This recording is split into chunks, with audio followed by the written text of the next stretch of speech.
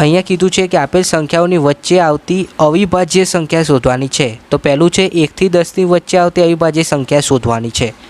અવિભાજ્ય એટલે તમે ભાગાકાર કરો ભાગી ન શકાય એવી સંખ્યા, બરાબર। ચલો તો એમાં આવશે 2, 3, 5, 7। પહેલામાં આવે 2, 3, 5, 7, 4 અવિભાજ્ય સંખ્યા છે। ચલો 5 થી 15ની વચ્ચે કઈ અવિભાજ્ય આવે? તો એમાં જવાબમાં આવશે 7, 11 અને 13। 10 થી 20ની વચ્ચે આવતી અવિભાજ્ય સંખ્યા 11, 13, 17 અને 19। ત્યારબાદ ચોથું છે 15 થી 25ની વચ્ચે આવતી અવિભાજ્ય સંખ્યા, તો 17, 19 અને 23। 20 થી 30ની વચ્ચે આવતી અવિભાજ્ય સંખ્યાઓ, તો એક તો 23 આવે, 24 આવે, 23 અને 29।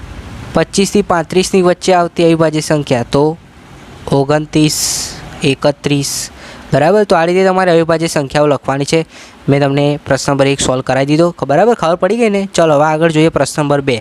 આમાંથી તમારે 2માંથી કયા 2 પ્રશ્નો પૂછાયા હતા, બરાબર, એ મને ખાસ કમેન્ટ કરીને જણાવજો। પ્રશ્ન નંબર 1બ, વિભાજ્યતાની ચાવીની મદદથી આપેલ સંખ્યાને 3 વડે વિભાજ્ય છે કે નથી? તો આ તમારે બધી બતાવવાની છે, આ સંખ્યાઓ 3 વડે વિભાજ્ય છે કે નહીં। તો પહેલી છે એ જોઈએ આપણે, તો 1, 3, 4, 5, 2, બરાબર। તો આ પહેલી જે સંખ્યા છે એ વિભાજ્ય છે, બરાબર, એટલે આપણે શું લખીશું? સાચું, વિભાજ્ય છે। પછી આ બીજી જે સંખ્યા છે એ વિભાજ્ય નથી। જે નથી એના પર હું ગોળ કરું છું, બરાબર, અને જે વિભાજ્ય છે એના પર હું સાચું કરું છું। આ પણ વિભાજ્ય છે, આ પણ વિભાજ્ય છે, આ વિભાજ્ય નથી। 3 વડે એનો ભાગાકાર કરશો તો તમને એ જાણવા મળશે કે વિભાજ્ય નથી। છઠ્ઠી સંખ્યા વિભાજ્ય છે, 7મી પણ વિભાજ્ય છે, 8મી પણ વિભાજ્ય છે, 9મી સંખ્યા જે છે વિભાજ્ય નથી, 10મી પણ વિભાજ્ય નથી, બરાબર। તો આ રીતે તમારો જવાબ છે। જે ગોળ રાઉન્ડ કરે છે એ વિભાજ્ય નથી, બાકીની બધી સંખ્યાઓ વિભાજ્ય છે। હવે આગળ જોઈએ પ્રશ્ન નંબર 1ક। તમે સ્ક્રીન ઉપર જોઈ શકો છો, માગ્યા મુજબ પ્રશ્નોના જવાબ આપવાના છે। 5 પ્રશ્નોમાંથી તમને કોઈ પણ એક જ પ્રશ્ન પૂછ્યો હશે જેના 2 માર્ક્સ છે। પહેલો પ્રશ્ન છે 14 અને 21ના સામાન્ય અવયવ પાડવાના છે। તો આવી રીતે તમારે જવાબ લખવાનું। પહેલાં તો 14, તો 7 દુ 14, 7 એકા 7। ત્યારબાદ 21ની વાત કરીએ તો 7 તરી 21, 7 એકા 7। તો બંનેમાં સામાન્ય સંખ્યા કઈ છે?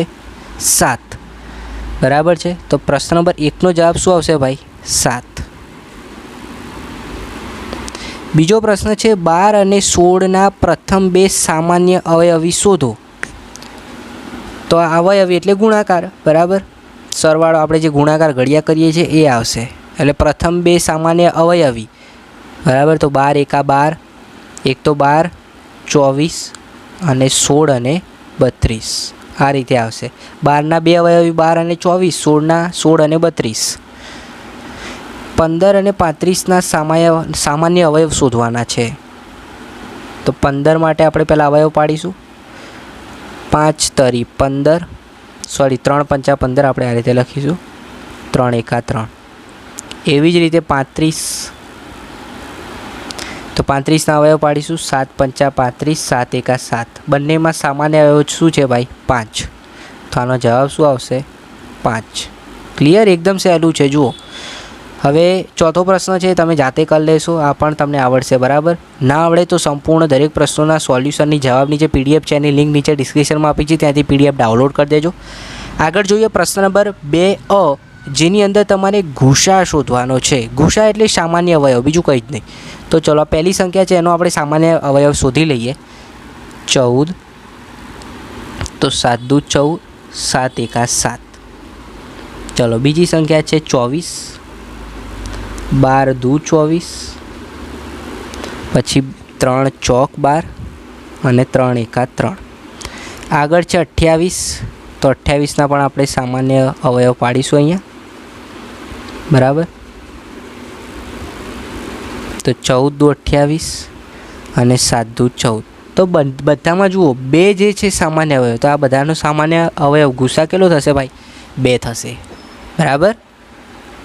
તો આ રીતે તમે જાતે પણ કરી શકો છો, એકદમ ઇઝી છે. ક્લિયર છે? હવે વિદ્યાર્થી મિત્રો આગળ જુઓ, પ્રશ્ન નંબર 1 થી 5 જે પ્રશ્નો છે, બરાબર, આ પહેલું છે, બીજું છે, ત્રીજું, ચોથું, પાંચમું. તો આ પાંચે પાંચના સોલ્યુશનની જે PDF છે, જેની અંદર આના બધા જવાબો ગણતરી કરેલી બતાવેલ છે, એ PDF ડાઉનલોડ કરી દેજો. લિંક નીચે ડિસ્ક્રિપ્શન બોક્સમાં આપી છે, બરાબર, ત્યાંથી પેપર સોલ્યુશનની PDF ડાઉનલોડ કરી દેજો.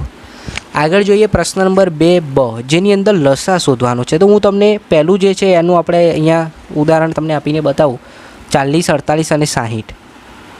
તો આપણે 40, 48, 60 તો હવે પાડીશું આના.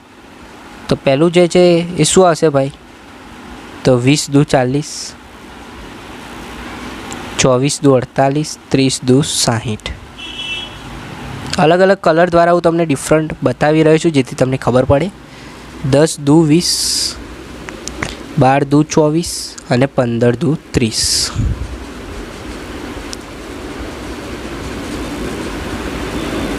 ત્યારબાદ વિદ્યાર્થી મિત્રો 5 દુ 10, 6 દુ 12. હવે અહીંયા શું થશે?